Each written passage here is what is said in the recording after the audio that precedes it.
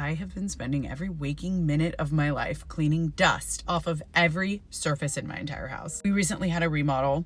Grateful, blessed. Every single inch of our entire house is covered in dust. Like, it doesn't matter if it is in a complete opposite corner of the house, every single inch. I have to have the HVAC system professionally cleaned tomorrow, which is thousands of dollars. And our front yard is also coated in dust. Garage doors are black, our pipes are black, our fixtures are black. Not anymore. They're white now. If anybody has any tips on how to get this shit cleaned up and be able to actually enjoy it faster, let me know.